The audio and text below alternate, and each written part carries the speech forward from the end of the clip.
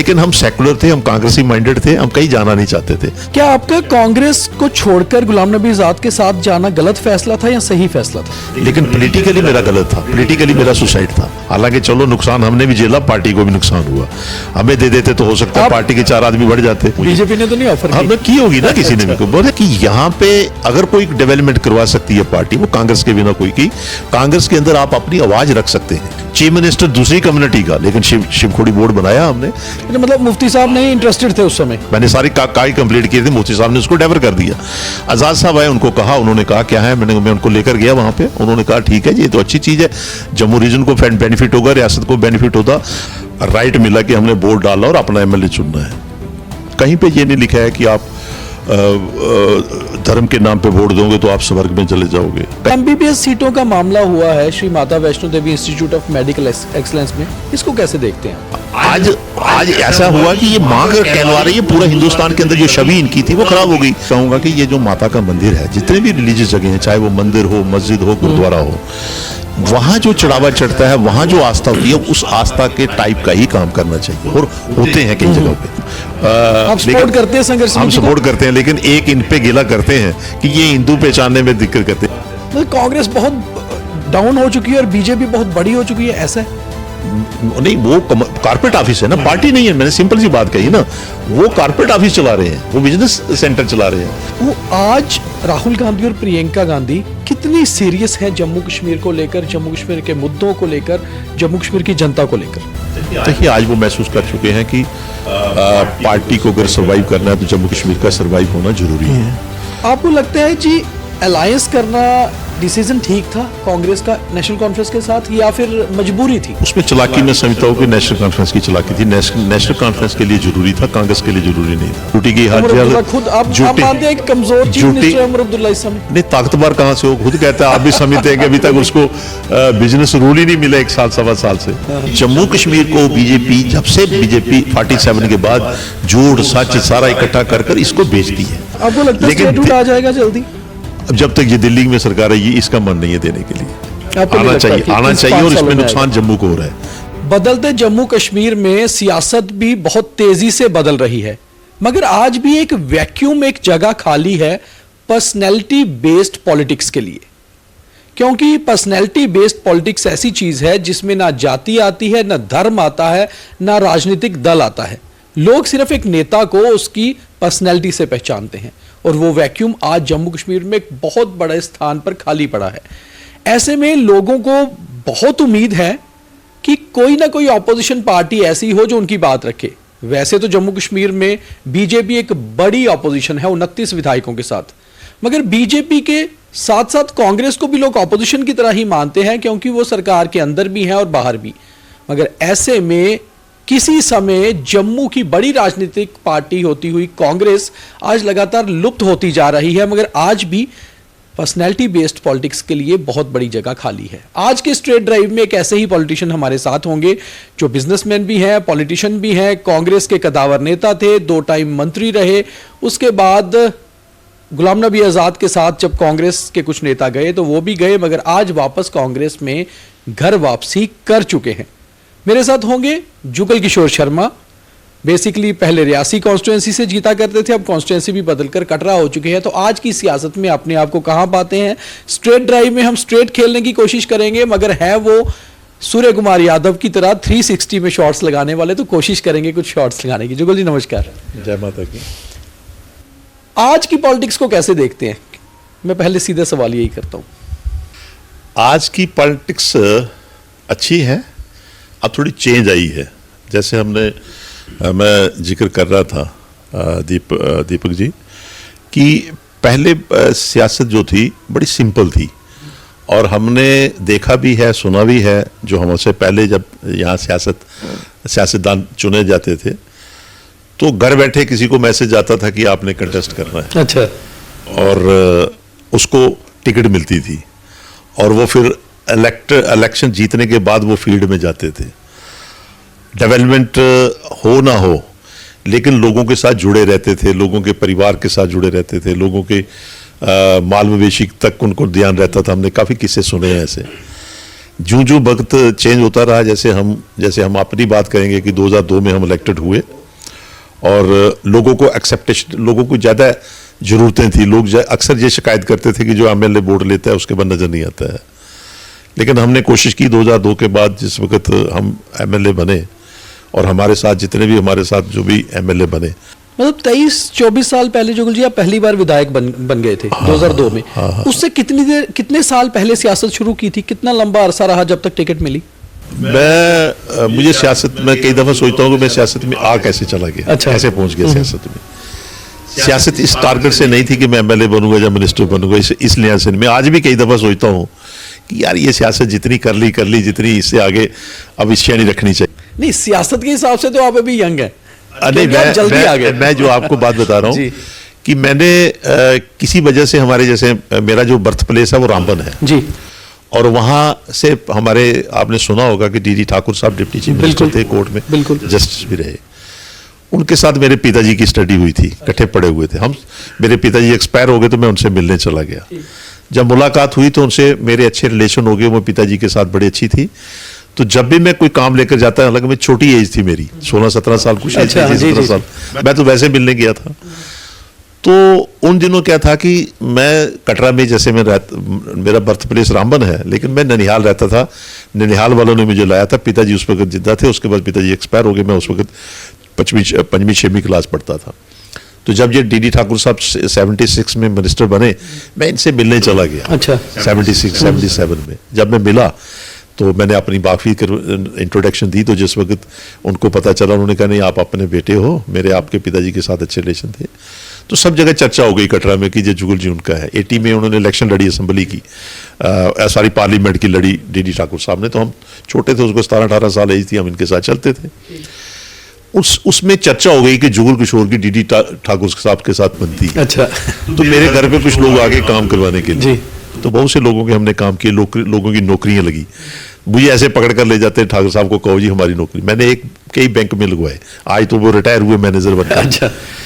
तो उससे क्या होगा कि एक चर्चा हो गई कि जुगल किशोर काम करवाता है लोगों के। तो बेसिकली काम करवाने से आगे बढ़ते हैं। आपने उसी चैप्टर से अपनी पॉलिटिक्स शुरू की। मैं फिर म्युनिसिपैलिटी में करते हैं। मुझे फिर म्युनिसिपैलिटी में नॉमिनेशन, उस वक्त मुझे नॉमिनेट किया। हालांकि उस वक्त नॉमिनेशन सिस्टम था, इलेक्शन नहीं होती थी। मैं म्युनिसिपैलिटी में कटरा में, आपने पूछा ना कब से, मैं म्युनिसिपैलिटी में 81-82 शेख साहब जब चीफ मिनिस्टर थे, नॉमिनेशन सिस्टम होता था, मुझे वहां नॉमिनेट किया। अच्छा। उस वक्त 20-21 साल का था, 21 कारपोरेटर। अच्छा। फिर मैं चेयरमैन भी रहा म्युनिसिपैलिटी में। फिर मैंने सियासत छोड़ दी। मैंने कहा यार लोग आ जाते हैं, अपना काम नहीं कर सकते। परिवार ऐसा था कि काम करने की जरूरत थी फैमिली के अंदर, तो कारोबार करने की जरूरत थी। मैंने 89 में होटल कटरा में बनाया था, पहला IT। अच्छा। उन दिनों कटरा में यात्रा भी उस वक्त कम थी और होटल भी इतने नहीं थे, बाकी बिजनेस जो अपना चलता था। लेकिन कुछ ऐसा आ जाता है कि जब आदमी इस लाइन पे पड़ जाए, जैसे आपने सिंपल अभी कहा कि अभी आप तो आपकी शुरुआत के हिसाब से, उसी हिसाब से बेसिकली क्या होता है, ये चीज जो लोग कहते हैं, या कुछ लोग घर पे आ जाते हैं काम के लिए, तो वो एक सोशली लिंक और उन वजहों से आगे चलता है। फिर 96 में मैंने कंटेस्ट किया, उस वक्त इंडिपेंडेंट पार्टी ने मैंने ज्वाइन की थी। कांग्रेस कब ज्वाइन की आपने? मैंने 92 में, 90 मतलब उस वक्त 33 साल से आप कांग्रेस में हैं। हाँ, ये मान के चलिए। मैंने जिस वक्त ज्वाइन की तो उसके बाद फिर मैंने टिकट मांगी 96 में, क्योंकि सोशल थे, लोगों के काम करते थे। तो लेकिन इतना कद नहीं था कि पार्टी की नजरों में कि ये टिकट इसको दी जाए। 96 में जिस वक्त मुझे टिकट नहीं दी तो हमने इंडिपेंडेंट इलेक्शन लड़ ली। उस वक्त NC ने टिकट लेकर आए, मेरे पास फार्म रखा कि आप इलेक्शन लड़ो। मैंने कहा नहीं, मैंने इंडिपेंडेंट कंटेस्ट करना है। और NC हमारे स्टेट में चल नहीं सकती थी, खासकर जम्मू हम लोगों के लिए। तो फिर उस वक्त 96 में मैंने इलेक्शन लड़ी, तो मेरे पास तीसरे नंबर पे मैं था। जो कांग्रेस का कैंडिडेट था वो 2500 वोट पीछे था मेरे। अच्छा। 12,000 वोट, 12,500, 11,800 के 12,200-300 वोट उसने लिया। जीवनलाल जी MLA बने जनता दल से। बीजेपी का 7300 वोट था, मेरा 6,500 वोट मेरे पास था। तो इंडिपेंडेंट कंटेस्ट कर उस वक्त बड़ा टफ इलाके थे हमारे रियासी कंस्टिट्यूंसी। फिर उस वक्त पार्टी में आज़ाद साहब ने मुझे बुलाया, उस वक्त पार्टी के अंदर वो थे, उन्होंने कहा कि आपने कंटेस्ट किया, वोट आपको अच्छे मिले, इंडिपेंडेंट कैंडिडेट को उस वक्त वोट मिलना। फिर मुझे उन्होंने 2002 में मेहनत की, लोगों के साथ जुड़े हुए थे, तो हमने इलेक्शन लड़ी रियासी कॉन्स्टिट्यूंसी से, जिसका आपने अभी जिक्र किया कि अभी वैष्णो देवी की कॉन्स्टिट्यूंसी सेपरेट बनी। तो ये सारा लोगों के साथ, आप लोगों के दुख सुख में शामिल हो, लोगों के छोटे मोटे काम के साथ जुड़े रहो, तो उस वक्त ये सिस्टम था और काफी इलाके हमारे रोड कोई डेवलपमेंट ही नहीं थी, डेवलपमेंट नाम का था ही आप कुछ 2 बार मिनिस्टर रहे, एक बार मुफ्ती मोहम्मद सईद की गवर्नमेंट में, एक बार गुलाम नबी आज़ाद की गवर्नमेंट में। उसके बाद उसी समय से ऑलमोस्ट आपको बहुत क्लोज कॉन्फिडेंट माना जाता था गुलाम नबी आज़ाद का। गुलाम नबी आज़ाद के बिना उस समय जम्मू कश्मीर कांग्रेस का नाम ही नहीं होता था। आज आपके गुलाम नबी आज़ाद साहब के साथ कैसे रिलेशन है, क्योंकि आज आप वापस कांग्रेस में आ चुके हैं, इसलिए पूछ रहा हूँ। देखिए, रिलेशन अपनी जगह है, लेकिन आज़ाद साहब के साथ इसलिए रिलेशन थे कि यहां तक मैं समझता हूं कि कोई भी पार्टी हो, नेशनल पार्टी, चाहे वो बीजेपी है चाहे कांग्रेस है, तो नेशनल पार्टी, नेशनल लीडर के पास आप नहीं जा सकते हैं कोई भी आदमी। हर स्टेट में, हर एक स्टेट में, ये नहीं कि आज़ाद साहब हमारी स्टेट में तो बाकी स्टेटों में दूसरे लीडर्स हैं, जैसे कहीं हरियाणा में चले जाओ, किसी स्टेटों में चले जाओ तो अलग है। कैडर जो कहीं ना कहीं डायरेक्ट अगर वो नेशनल लीडर पे नहीं पहुंच सकता हो तो वो उस लीडर के पास जाता है। हमारी अप्रोच थी उस वक्त आज़ाद साहब के पास, क्योंकि वही हमारे पास, अगर हम कोशिश भी करते सोनिया जी से मिलना, राहुल जी से मिलना, तो वो तो बाद में आए, उनसे पहले नरसिम्हा राव जी थे, उससे पहले और बाकी लीडर थे, क्योंकि इनका लेट पार्टी के अंदर आए। बिल्कुल। तो हमारी अप्रोच हम नहीं मिल पाते थे उनसे, तो ऑटोमेटिकली आज़ाद साहब भी हमारे लिए, ये कांग्रेस भी के थे, तो हम इन्हीं के पास जाते थे स्टेट के अंदर, तो वही एक हेड थे। तो उसमें ये होता था कि कोई भी काम मैंने बताया होगा तो मुझे उन्होंने इनकार नहीं किया। जैसे आप देख लो, मेरी रियासी जिस वक्त मैं एमएलए था, तो रियासी में जिस वक्त ये डेवलपमेंट के सिलसिले में जब डिस्ट्रिक्ट देनी थी, तो उस वक्त काट छाट हो रही थी, तो मुझसे पूछा जुगल किशोर, रियासी में हम डिस्ट्रिक्ट कैसे दें, वो तो एक छोटा सा एरिया है। और कश्मकश ये थी कि ऊपर का इलाका थे, पहाड़ी लोग थे, वो दरमाड़ी वाले, वो कहते थे कि हमें डिस्ट्रिक्ट मिलना चाहिए। तो इसी तरीके से जो काम हमने कहा, उन्होंने डिस्ट्रिक्ट भी दी, तहसीलें भी दी, कॉलेज, जो भी हम कहते थे। गुलाम नबी आज़ाद ने जम्मू कश्मीर के लिए काम किया। दूसरा, आज तक आप चाहे गीता मेरे आगे रखो, चाहे जो मर्जी रखो, कई चाय का कप भी नहीं उस आदमी को पिलाया जिस वक्त कोई एमएलए मिनिस्टर बना हो। हालांकि पार्टी देती है, पार्टी से लाया जाता है। अप्रोच यही थी, और हम कोशिश करते थे कि हम इनको छोड़कर दिल्ली किसी से डायरेक्ट मिले, लेकिन मुलाकात नहीं। ऑनेस्ट बयान होगा, क्योंकि नॉर्मली लोग किसी को छोड़ने के बाद फिर एकदम क्रिटिसिज्म पे आ जाते हैं। आप अलग होने के बाद भी कह रहे हैं कि आज तक आपने कुछ नहीं मांगा। मैं इसलिए कह रहा हूं कि जो चीज हकीकत, जब मैं यहां अगर इस आदमी को गलत कहूंगा, पार्टी अपनी को गलत कहूंगा, तो क्या फायदा उसका। अब जैसे मुझे बताओ, मैंने इंडिपेंडेंट कंटेस्ट किया, मैंने छोड़कर आया, उनको बताकर आया कि आपकी पॉलिसी गलत रही, आपके सिस्टम से ये नुकसान हुआ। मैंने काफी डिटेल में की, डिस्कशन की, वो जो कि मैं नहीं बता सकता जहां पे इन गलतियों से हम। क्या आपका कांग्रेस को छोड़कर गुलाम नबी आज़ाद के साथ जाना गलत फैसला था या सही फैसला था? मेरा पर्सनल फैसला ठीक था कि मैंने जिस आदमी ने मेरे साथ कुछ किया मैंने किया है, लेकिन पॉलिटिकली मेरा गलत था, पॉलिटिकली मेरा सुसाइड था।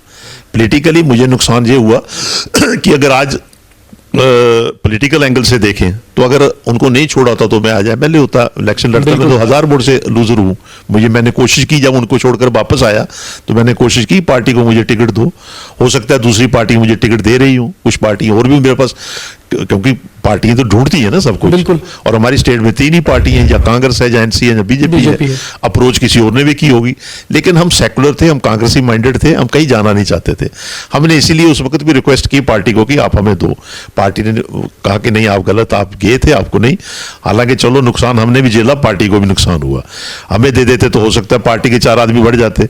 तो उसमें जो हमारी विचारधारा या हमारी जो सोच थी, रिलेशन है आज़ाद साहब के साथ थे, लेकिन सोच हमारी नहीं बदली थी कि हम सोच में बदल सकते थे। सोच में तो हो सकता है हमारे पास कुछ दूसरी पार्टियों ने, मैं अब जिक्र करूंगा, अच्छा नहीं लगेगा, किसी ने ऑफर की हो मुझे। बीजेपी ने तो नहीं ऑफर की। की होगी ना किसी ने भी। बोले आप जैसे कई दोस्त प्रेमी ऐसे हैं, वो कहते थे चलो मैं मिलवा देता हूं आपको, तो वो हमारी विचारधारा नहीं बन सकती थी।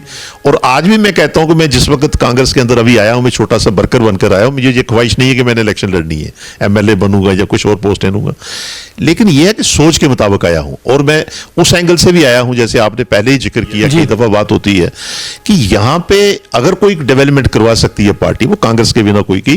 कांग्रेस के अंदर आप अपनी आवाज रख सकते हैं, आप बोल सकते हैं कि मैंने जम्मू के लिए ये करना है या वो चीज। मैंने आपको बताऊं, कांग्रेस के अंदर हमने शिवखोड़ी बोर्ड बनाया, कांग्रेस के अंदर हमने डिस्ट्रिक्ट की जिस चीफ मिनिस्टर दूसरी कम्युनिटी का, लेकिन शिवखोड़ी बोर्ड बनाया हमने। कॉन्स्टिट्यूशनल बोर्ड है, बनाने में दिक्कत आई, मुफ्ती साहब ने उस वक्त उसको रोका था। अभी कोई ज्यादा मैं डिबेट लंबा नहीं बता सकता, मैं बताऊं कि शिवजी महाराज महाराज ने मुझे कहा, मतलब डायरेक्ट दस्तखत उन्होंने कहा कि करने के लिए, आपको बिलीव करोगे मतलब मुफ्ती कि साहब नहीं लास्ट इंटरेस्टेड थे उस समय? उसमें को मेरा डेफर वहां लॉ डिपार्टमेंट्स में बैठ हो गया, कैबिनेट में जाना, उसमें आप उस समय एमओएस थे? एमओएस थे। मैंने काफी कोशिश की, फाइल ढूंढ कर देखो आपको नजर आएगा, फाइल बंद रही, वो 3 साल फाइल नहीं चली मेरी। मैंने सारी कागज कंप्लीट किए थे, मुफ्ती साहब ने उसको डेफर कर दिया। आजाद साहब आए, उनको कहा, उन्होंने कहा क्या है, मैं उनको लेकर गया वहां पे, उन्होंने कहा ठीक है जी, ये तो अच्छी चीज है, जम्मू रीजन को बेनिफिट होगा, रियासत को बेनिफिट होता। अगर वहां 50,000 आदमी जाता है साल का, तो वहां आज 25 लाख जा रहा है, वो तो जम्मू को फायदा हुआ। और मैं इसलिए ये बात आपको बता रहा था कि हमारी सरकार, मैं इसलिए कह रहा था कि दस्तखत शिवजी महाराज ने मुझे मतलब भगवान ईश्वर ऐसे नहीं करवाते, मतलब कोई उन्हीं का प्रेरणा होती है। मैं हालांकि मैं इतना बड़ा पुजारी तो हूं नहीं, लेकिन मैं आपको उसकी पूरी व्याख्यान उसको मैं बताऊंगा ना, आपकी हिस्ट्री तो 15-20 मिनट लग जाएंगे। लेकिन यकीनन आप ढूंढ कर देख लीजिए कि 49 बिल थे असेंबली के अंदर पास होने के लिए, हमारी एक बिल पास हुआ, उसके बाद हमारी सरकार चली गई। वही हमने 9 फरवरी को बिल पास होना था, 8 फरवरी को, 21 के 22 जनवरी को हमने उसको बिल को पास करवाया, उसको उठाकर एक बिल, और 23-24 के बाद हमारी जो सैनिटाइज हो गया हाउस जब फरवरी में, और फिर जून में हमारी सरकार चली अपने आप में ये लगता है आपको कि भगवान शिव की एक बहुत उच्च स्थान शिव खोड़ी जैसे स्थान को बोर्ड बनवाने का काम शायद भगवान शिव ने आपके हाथों से कराना था और वो करवा गए? मैं भी इसमें नहीं बता सकता, कभी आप बैठकर बताऊंगा। मुझे इतना एमएलए बनने की खुशी नहीं, इतनी मिनिस्टर बनने की खुशी नहीं, जितना मेरे वो स्टेप मेरे हाथ से हुआ है। और मैं आपको बताऊं, हालांकि कई दफा जिक्र होता है, हमारी सरकार भी बम बोले के टाइम पे गई थी। मैं आज भी अमरनाथ जी, जब मेरी सरकार चली गई मैं चला गया, आज भी मैं 30 साल से रेगुलर हर पहले दिन वहां जाता हूं, आगे जा पाऊं या ना जा पाऊं, लेकिन सारा कुछ होने गया, क्योंकि ये अपना जो पूजा पाठ अलग चीज है। हाँ जुगल जी, मैं वही पूछना चाह रहा था। आजकल जैसे सियासत में बहुत सारी चीजें जो हैं हम जोड़ते हैं पर्सनैलिटी और धर्म से। आप जय माता दी से ही हर एक को संबोधित करते हैं। आप पहली बार जीतने पर लेटकर मां के दरबार गए थे, 33 घंटे में आप पहुंचे थे। शिव खोड़ी का बोर्ड बनवाना आपके हाथों से हुआ। अमरनाथ जी की यात्रा आप हर बार करते हैं, कोशिश करते हैं शुरुआत से की जाए। वो जो अंदर धर्म है और पार्टी कांग्रेस, मगर आजकल धर्म से सियासत को जोड़ा जाता है, कैसा लगता है? ये बड़ी एक बीमारी आई है, और पॉलिटिक्स और धर्म अलग अलग है। पॉलिटिक्स हमें मिली है 47 में, हमें ये एक राइट मिला कि हमने वोट डालना और अपना एमएलए चुनना है। कहीं पे ये नहीं लिखा है कि आप धर्म के नाम पे वोट दोगे तो आप स्वर्ग में चले जाओगे। कहीं कोई ऐसा नहीं है कि कोई धर्म के नाम पे वोट देता है, मंदिर के नाम पे वोट देता है तो वो स्वर्ग में जा रहा है। हम जिस पार्टी में रहे, वहां पर अगर कोई हिंदू है तो वो मंदिर में जा सकता है, कोई मुसलमान है तो मस्जिद में जा सकता है, इसीलिए मैं दूसरी पार्टियों की तरफ देखते नहीं हम लोग। मुझे इंडिविजुअल कई दफा मैं कहता हूं मेरा मन नहीं बनता वहां जाने के लिए, क्योंकि यहां हम एज ए हिंदू होने के नाते मैं काम कर सकता हूं। मैंने जैसे आपको कहा शिवखोड़ी में काम किया, जैसे हम कहते हैं कि हम अपनी जगह पे करते हैं, सुकराला माता चले जाओ, हो सकता है वहां काम किया हो, मचेल चले जाओ तो आपको वो लोग कहेंगे जुगल जी ने यहां फलाना काम किया था। हम इस पार्टी के अंदर रहकर ये काम कर सकते हैं। लेकिन यहां जो आप देख लीजिए 29 एमएलए हैं आज की डेट में। मैंने पॉलिटिकली, आप दूसरे तरीके से पूछे, मुझे कहना नहीं चाहिए, आज मुझे कहो कि उनकी जुबान नहीं हिल सकती है धर्म के नाम पे। वोट जरूर ले सकते हैं, लेकिन कोई कार्य करना हो धर्म का वो नहीं कर सकते हैं। उसमें तो बहुत सी एग्जाम्पलें हैं। ये जो एमबीबीएस सीटों का मामला हुआ है Shri Mata Vaishno Devi institute of medical excellence में, इसको कैसे देखते हैं आप? ये बेसिकली क्या है कि मैंने जैसे शुरू में कहा कि जैसे वैष्णो माता मंदिर है जो माता का, मैं उस तरफ से ले जाता हूं आपको। मां तो है वहां पे, पूरी सृष्टि मानती है, पूरे कितने लोग आते हैं, तो मां से ही आस्था तो है, कुछ है तो लोग जाते हैं इतने, कहीं कहीं कोई सिद्ध पीठ है तो जाते हैं। अब मां बाहर आकर तो कुछ चीज करेगी नहीं। मां ने कुछ समय पे ऐसा देखा था कि कुछ गलतियां देखी होंगी तो बोर्ड बना। बोर्ड बनने के बाद मां का जो आदेश है उसी के मुताबिक बोर्ड बना, नहीं तो बोर्ड बन ही नहीं सकता था। कहां जगमोहन आता, कहां क्या हो सकता है, सोचा नहीं था, मां ने बनवाया। अब जब बोर्ड बना, उस बोर्ड का जो लक्ष्य था कुछ देर अच्छा रहा तो चलता रहा, लक्ष्य अच्छा रहा। अब भगवान ने तो, मां ने तो बाहर आप खुद तो आकर बोलना नहीं था, हम लोग वहां लोकल रहते थे, हमने बड़े बड़े अच्छे माँ भक्त भी देखे माता के पास। मैं आपको हिस्ट्री सुनाऊं क्योंकि माँ खुद पकड़ पकड़ कर वहां लाती है कई लोगों को। बिल्कुल लाती। मैंने कई देखे हैं ऐसे। एक दफा एक अंग्रेज और मियाँ बीबी थे, उनके साथ छोटी बच्ची आई थी। हमने पूछा कि आप कैसे? हम खुद हैरान हो गए। आज से 40 साल पहले, 30 साल 35 साल पहले वहां अंग्रेज हमने देख कर ही हैरान हो गए। उसने कहा ये बच्ची है हमारी छोटी सी, इसने लाया कंजक ने। हमने कहा कैसे? कहता है इसको रात को ख्वाब पे, आउट ऑफ कंट्री यूएसए से थे वो, अच्छा। कि माँ छोटी सी कंजक इसको ख्वाब में मिलती है, वो इसके साथ खेलती है, जब सुबह होती है तो उठती है, वो कहती है मैं अपने घर जा रही हूँ। तो इसने पूछा, बातें बातों में उसने कहा तू मेरे घर आ। कहती मैं तो आपका घर का पता ही नहीं, तो मैं कैसे आऊंगी? वो अंग्रेज की वो फॉरेनर लड़की कहती ख्वाब में। फिर उसने ख्वाब में उसको फ्लाइट पे लाया दिल्ली, दिल्ली से ट्रेन पकड़ी, ट्रेन से जम्मू उतरी, जम्मू से वहां कटरा गई, कटरा से वैष्णो देवी। वापसी आई तो उसकी पांव को मोच आई थी। अच्छा। और हमने उस दिन जिस दिन उससे पूछा तो उनको भी मोच आई हुई थी उस लड़की को। उसने कहा इस लड़की ने ये हमें पकड़ कर ला रही है, टिकट लो दिल्ली चलना, दिल्ली से जम्मू। तो ये माँ की बनाई हुई यात्रा है, ये हमारा किसी की कंट्रीब्यूशन नहीं है। आज भी जो आपने मुझसे पूछा जैसे, तो ये चीज जो हम कहते थे कि ये जो कमर्शियलाइज इंस्टीट्यूशन 10-12 साल से कमर्शियलाइज इंस्टीट्यूशन, जब से ये मुझे कहना नहीं चाहिए, पॉलिटिकल एंगल से ले लेंगे, जब से पॉलिटिशियन है कह भी सकते हैं। हाँ, लेकिन जब से ये सरकार बनी है दिल्ली से, जो धर्म के नाम पे, आज श्राइन बोर्ड जो है वो बीजेपी का दफ्तर बन चुका है। आप जितनी मीटिंगें देखेंगे श्राइन बोर्ड के जो कम्प्लेक्स है वहां उसके अंदर होती है। यहां जितनी जायतियां हुई हैं, रोड बनी, सब कुछ बना, घोड़े पिट्ठू का इन्होंने सारा कुछ किया। इन्होंने जितनी तबाही की वहां पर तबाही होती गई। हम बोलते थे, कोई सुनता नहीं था। अब भी मैं आज कह रहा हूं, जैसे कुछ कह रहा हूं तो हो सकता है किसी को बुरा लगे, हम कहते थे लेकिन कोई सुनता नहीं था। आप भी मानते हैं कि आज की डेट में ये अब हम नहीं उसके लिए कह रहे हैं, आप हमसे पूछ रहे हैं, गलत हो रहा है। क्योंकि ये आज ऐसा हुआ कि ये मां कर कहलवा रही है, पूरा हिंदुस्तान के अंदर जो छवि इनकी थी वो खराब हो गई।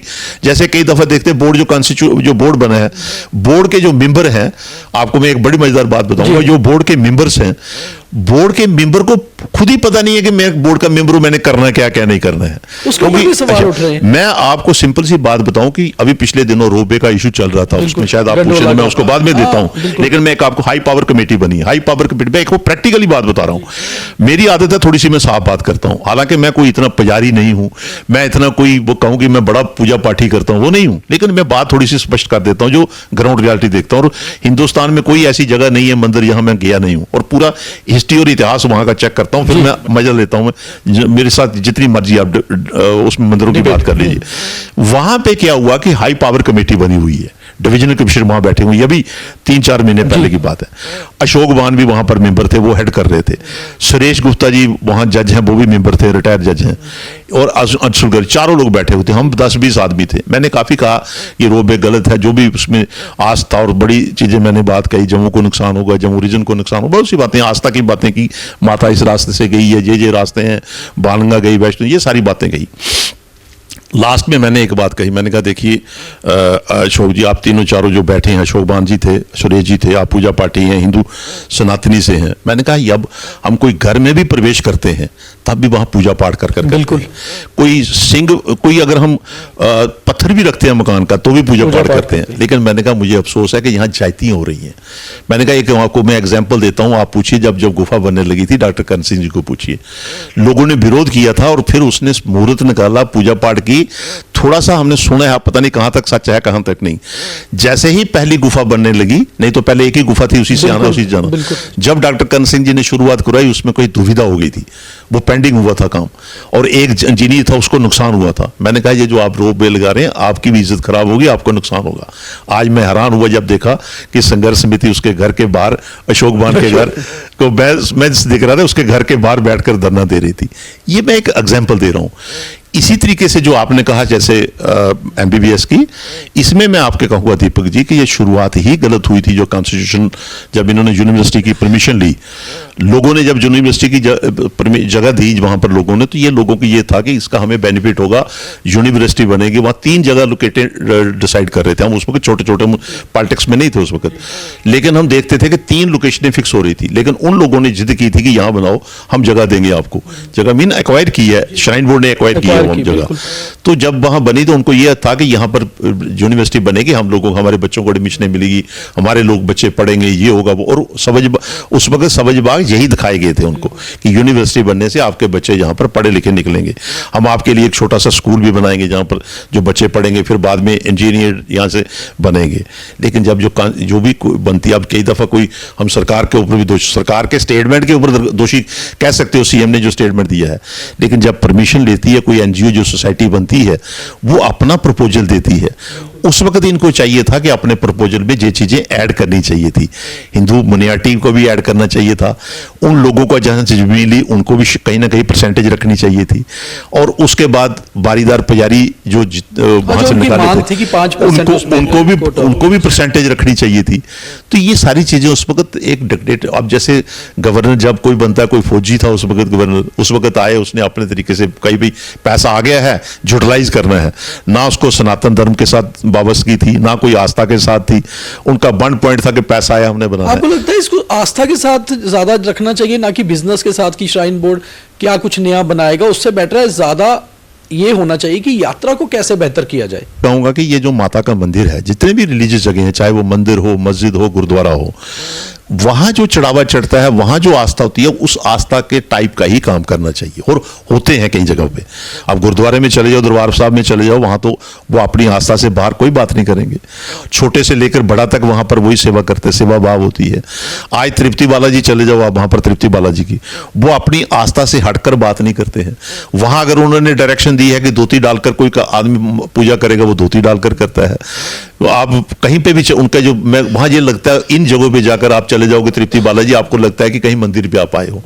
आप वहां चले जाओगे, मथुरा वृंदावन चले जाओगे, तो आपको लगेगा कि वहां आ जाएंगे, वहां क्या लगेगा। आप दूर क्या जाना, हरिद्वार चले जाओगे तो वहां एक ही गंगा, तो पूरी काफी लंबी उसकी लेंथ है, लेकिन एक ही जगह पे अमृत गिरा, तो वही हर की पौड़ी में जाते हैं, और पूरा हरिद्वार में आपको लगेगा 10 गलतियां होंगी, लेकिन गंगा का नाम ले रहे हैं लोग सारे ही। आज इसी तरीके से जो वैष्णो देवी का मंदिर है, वहां आस्था कम हो गई है इनके सिस्टम से। आज की डेट में अगर आप कटरा से लेकर भवन पे चले जाओ, वो आस्था नहीं है जो माता की होनी चाहिए थी, जो पहले हुआ करती थी। पहले यात्री जब वैष्णो देवी आते थे, वो नीचे जमीन पे सोते थे, वो चारपाई पे नहीं सीते थे, कोई शेव नहीं करवा सकता था। लेकिन हमने कंट्रोल रखने वाली एक इंस्टीट्यूशन होता है जो उसको डेवलप कर रहा है। जैसे तृप्ति बालाजी में कहेंगे कि आपने धोती के बिना नहीं जाना, धोती डालनी है तो धोती कंपल्सरी है, वहां पर जानी है। यहाँ कोई ऐसा नहीं, यहाँ सिर्फ यह कि पैसे दो, जो मर्जी करो। अमरनाथ लैंड रो एजिटेशन जब हुई, अच्छा, एक मैं इसमें थोड़ा सा आज की डेट में कटरा के अंदर यहाँ 3 महीने यात्रा चलती थी। अब जैसे जैसे यात्रा बढ़ती है तो कुछ चीजें ऐसी डिसीजन लेने चाहिए गवर्नमेंट ने कि उसमें 3 महीने यात्रा चलती थी, तो एक राजा महाराजा के टाइम पे एक एक्ट निकला था कि आपने 3 महीने यहाँ पर ड्राई एरिया रखना है, इसमें ना मीट मदिरा कुछ नहीं होगी। अब यात्रा 12 महीने की हो गई है।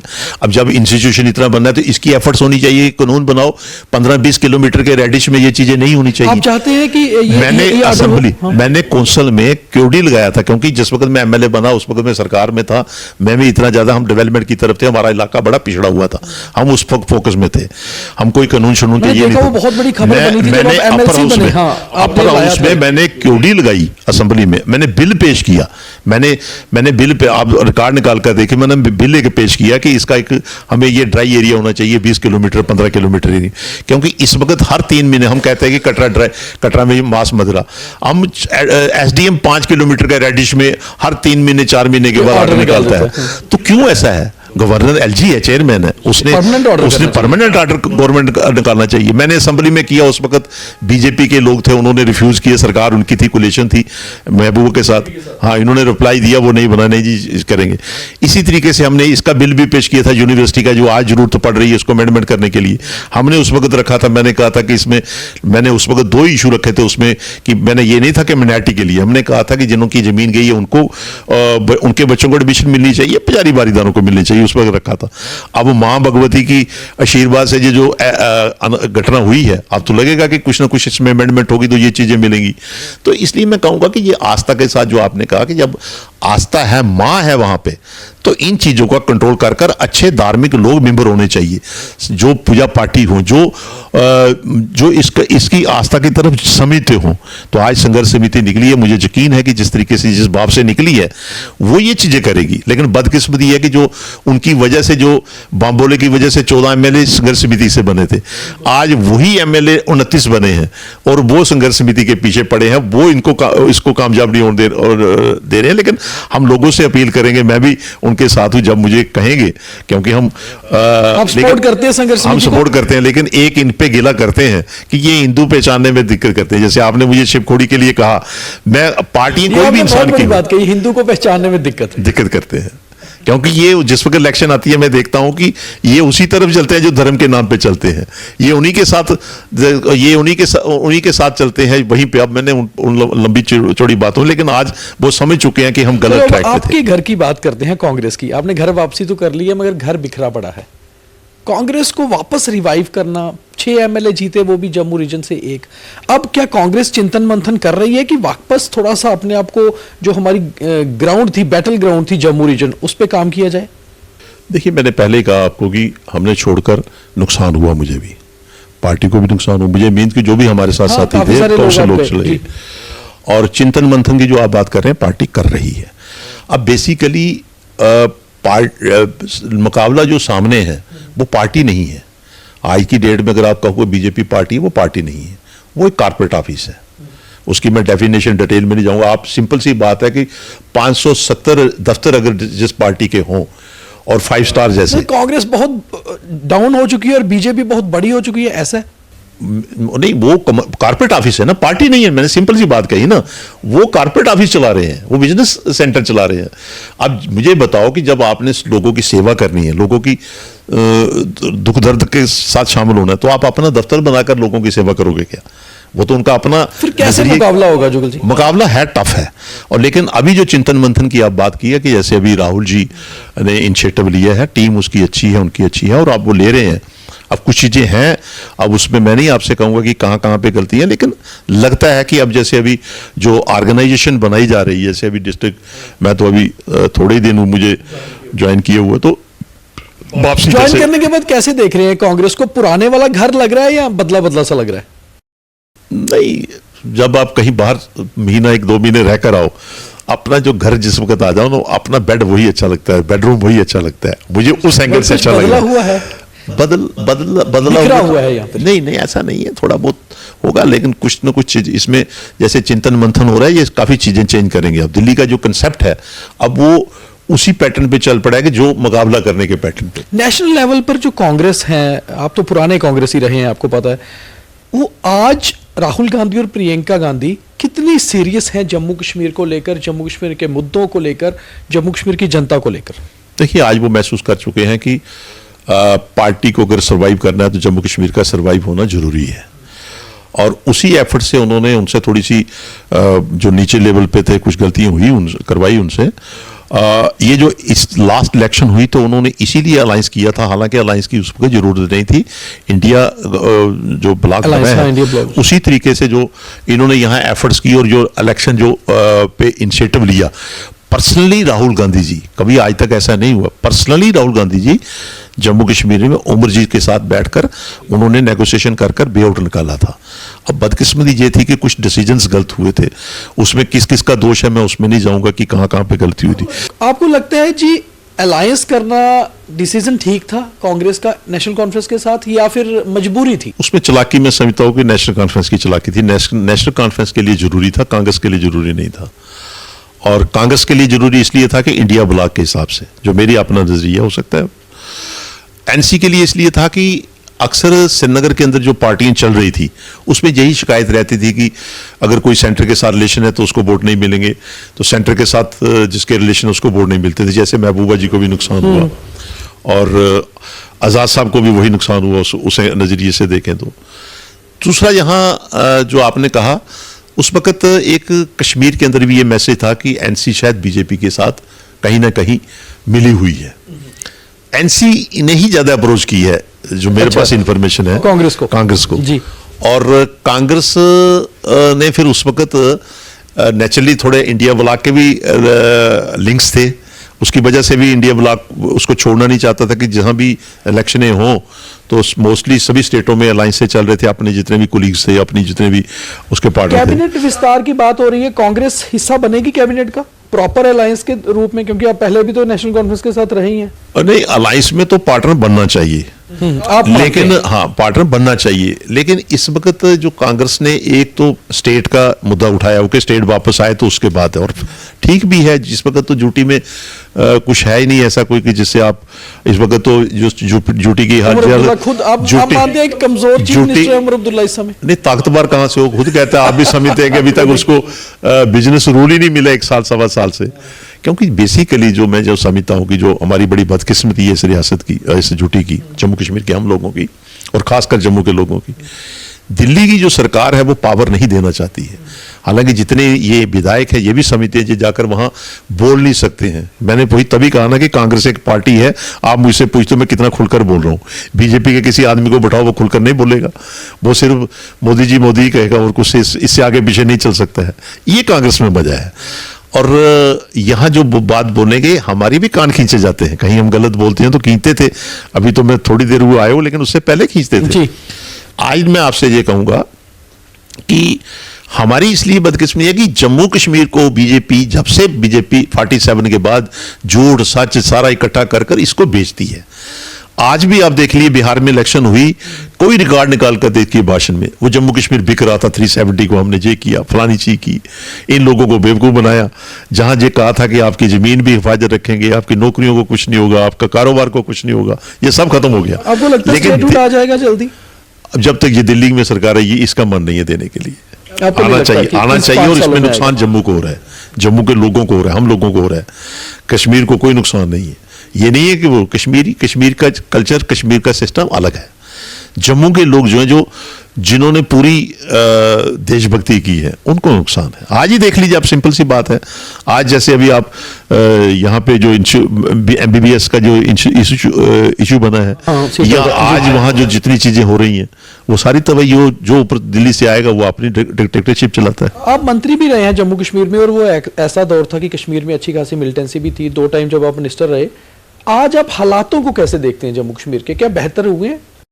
देखिए, जिस वक्त मिलिटेंसी थी तो हमारे उस वक्त हम मिनिस्टर बने, उस वक्त 96 में इलेक्शन जब पहली शुरू हुई, आफ्टर 89 टू 96 जी, तो उस वक्त डॉक्टर फारूक साहब जिस वक्त चीफ मिनिस्टर बने, बड़ी पीक मिलिटेंसी थी उस वक्त सरकार के अंदर जाना, मिनिस्टर बनना भी एक डर था। जब हम बने तो हमें भी डर थे, हम किसी को बताते नहीं, हमने जाना होता था लाल चौक तो बताते थे हम जा रहे हैं जी, पहलगाम जा रहे हैं, तो वो हम भी अपनी लोकेशन नहीं बताते थे, क्योंकि ये हाँ रिस्क था और वो टफ टाइम था।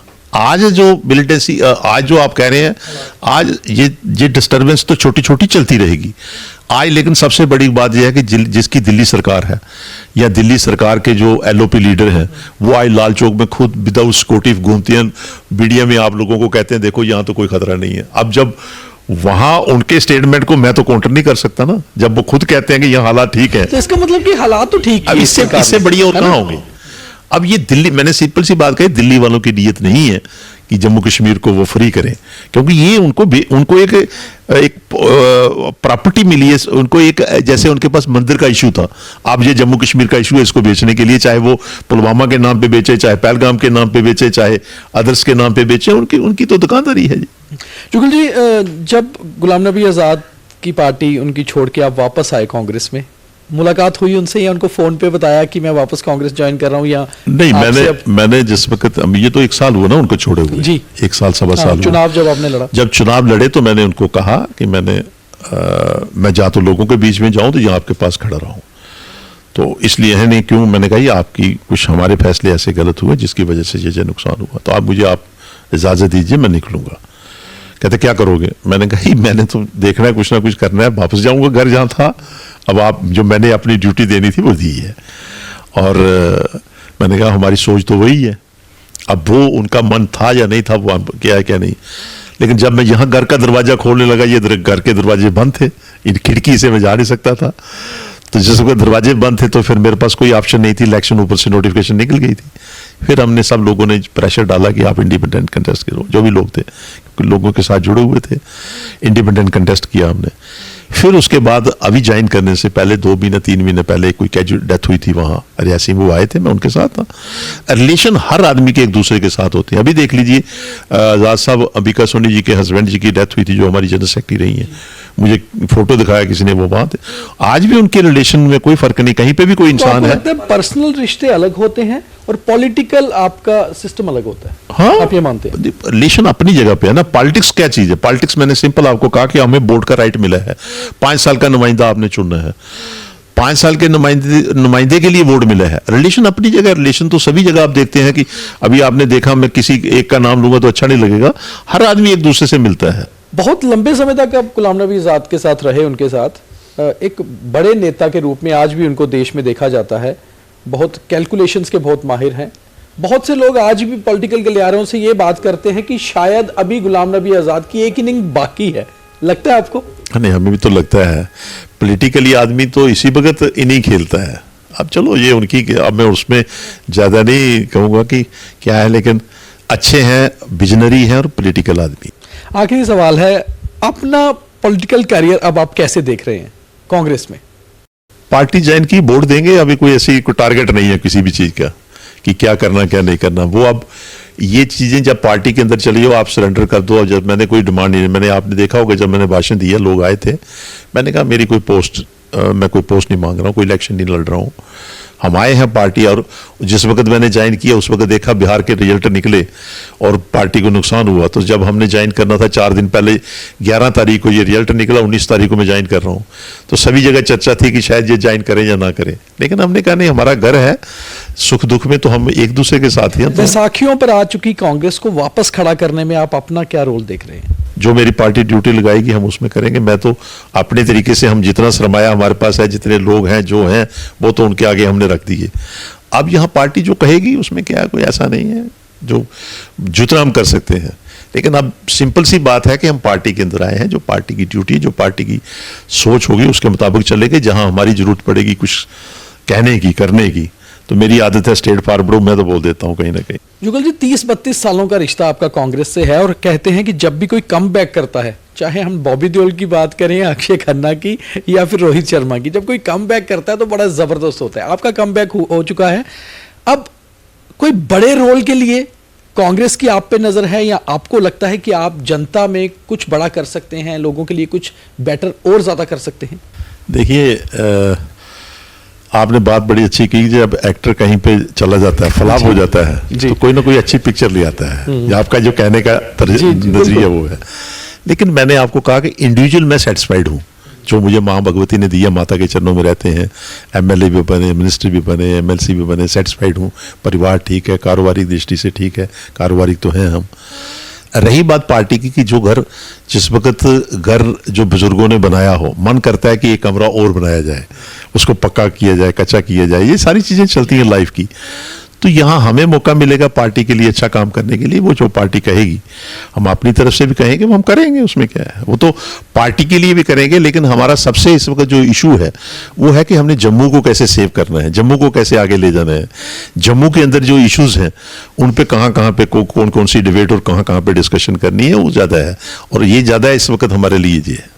बहुत धन्यवाद, जय माता की। तो ये थे जुगल किशोर शर्मा, 2 टाइम मिनिस्टर और कांग्रेस के लंबे समय से जुड़े हुए नेता, जो वापस कम बैक कर चुके हैं और अभी भी यही कहते हैं। हालांकि स्ट्रेट ड्राइव में हमने कोशिश की इधर उधर घुमाने की, मगर वो सीधा खेले, और मन की बात भी ये की कि आज भी मन ये करता है कि कांग्रेस को वापस रिवाइव करें, और उसमें इनका बड़ा रोल हो सकता है। अब देखना ये होगा कि आज की सियासत में पर्सनैलिटी बेस्ड लीडर्स कैसे फिट होते हैं। और बड़ी बात यह है कि इसे पूरा देखिएगा, बहुत सारी चीज़ें इन्होंने ऐसी बताई हैं जो शायद आपने अभी तक इनके मुख से नहीं सुनी होंगी। बहुत धन्यवाद।